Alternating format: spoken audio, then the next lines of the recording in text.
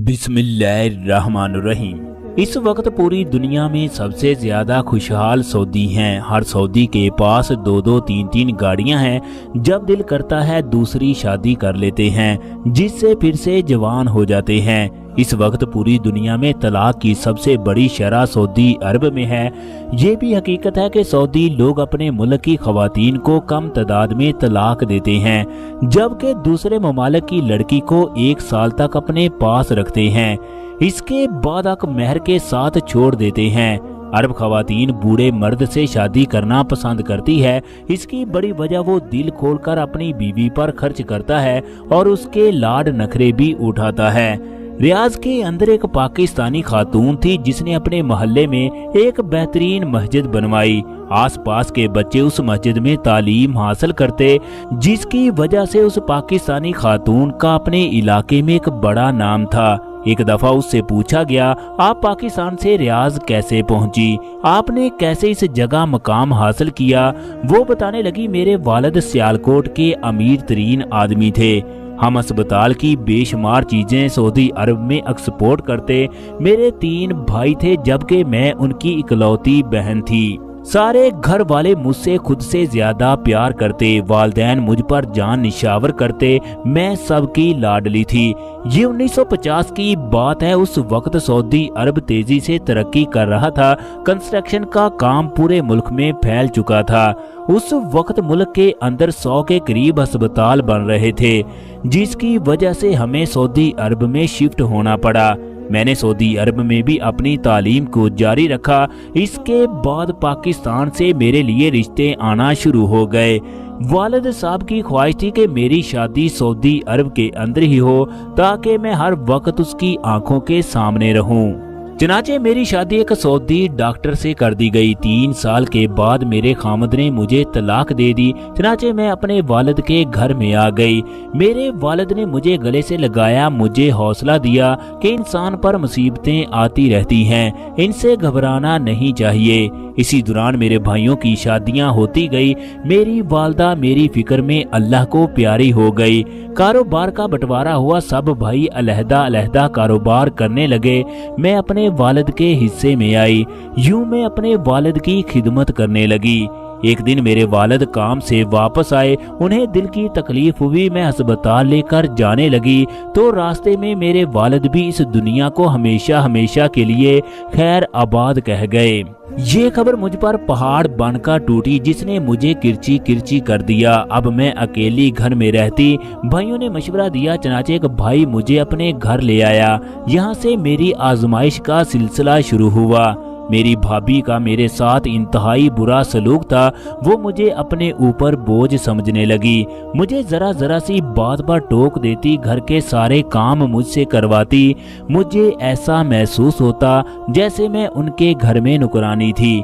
फिर एक भाई ने दूसरे के घर भेज दिया, दूसरे ने तीसरे के घर भेज दिया। एक महीना कभी किसी के घर तो दूसरा महीना दूसरे भाई के घर। अगर वो रेस्टोरेंट जाते तो मुझे घर छोड़कर जाते। सब भाइयों के बच्चे भी मुझे अच्छा ख्याल ना करते। अगर मैं भाइयों को शिकायत लगाती तो वो कहते, इसमें हम क्या कर सकते हैं। हर कोई अपनी जिंदगी में मगन था। वो भाई जो कभी मुझ पर जान निशावर करते थे, उनके घरों के अंदर मेरे साथ इंतहाई बुरा सलूक होता था। वो मुझे अपनी जिंदगी में बोझ समझने लगे। एक दफा मैं बड़े भाई के पास रहने गई तो वो कहने लगा, तुम उस कमरे में रहो जहां हमारा स्टोर है। खुदा के लिए हमें अपनी शक्ल मत दिखाना।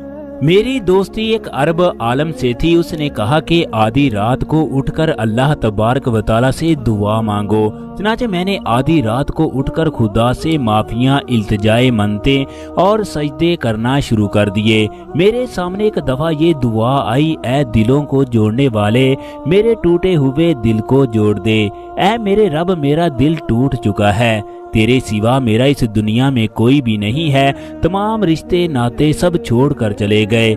मैं कहाँ जाऊँ, किससे मांगूं, तेरे सिवा कुछ नजर नहीं आता।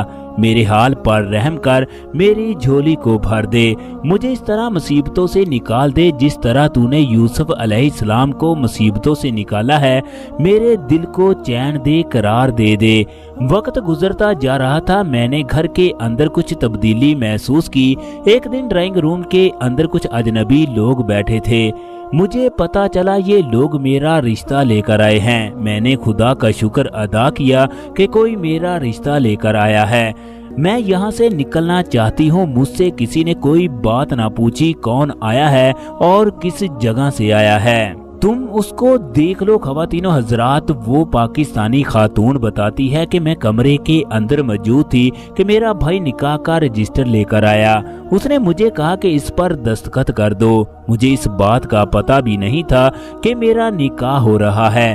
میں نے آنکھیں بند کر کے سگنیچر کرنا شروع کر دیے۔ بس میری ایک ہی خواہش تھی کہ میں کسی طرح اس جہنم سے نکل جاؤں۔ میرا شوہر جس طرح کا بھی ہوگا مجھے پسند ہے۔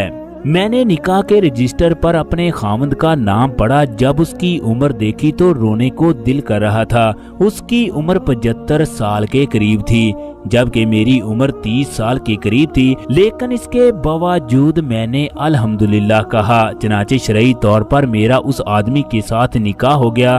اب میں اس آدمی کی بیوی بن چکی تھی۔ میرے شوہر نے کہا کہ 3 ہفتے کے بعد شادی کا فنکشن ہوگا، چنانچہ اس دن ہم اسے یہاں سے لے جائیں گے۔ مجھے پتا چلا میرا شوہر ریاض سے 1000 کلومیٹر دور رہتا ہے۔ یہ 1950 کی بات ہے، جب سعودی لوگوں کے پاس زیادہ گاڑیاں بھی نہیں تھی۔ اب میرا بھائی اس آدمی کا انتظار کر رہا تھا، جبکہ نکاح کو 1 مہینہ گزر گیا۔ اس آدمی نے دوبارہ رابطہ کرنے کی کوشش بھی نہ کی۔ میں اس کے انتظار میں تھی وہ آدمی مجھے آ کر لے جائے۔ ایک دن کسی نے دروازہ کھٹکھٹایا تو میرے بھائی نے دروازہ کھولا۔ آگے سے اس نوجوان نے بتایا کہ میں فلاں بن فلاں کا بیٹا ہوں۔ پھر کہنے لگا کہاں ہے میری ماں، میری پھوپھی، میں اس سے ملنا چاہتا ہوں۔ اس نوجوان نے کمرے میں آ کر میرا ماتھا چوما، پھر کہنے لگا میرے والد اب اس دنیا میں نہیں رہے، وہ فوت ہو چکے ہیں۔ شریعت کے لحاظ سے آپ اس کی وراثت میں حقدار ہیں۔ میرا والد اپنے علاقے کا امیر ترین آدمی تھا، ہزاروں ایکڑ کے حساب سے اس کے پاس رقبہ تھا۔ وراثت میں آپ کا حصہ 50 ملین ریال بنتا ہے۔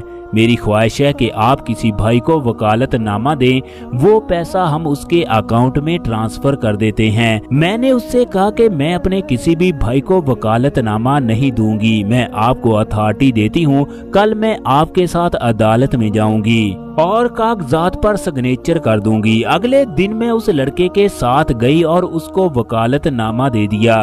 اس نے میرا اکاؤنٹ کھلوایا۔ 1 ہفتے کے اندر اندر وہ 50 ملین میرے اکاؤنٹ میں ٹرانسفر ہو گئے۔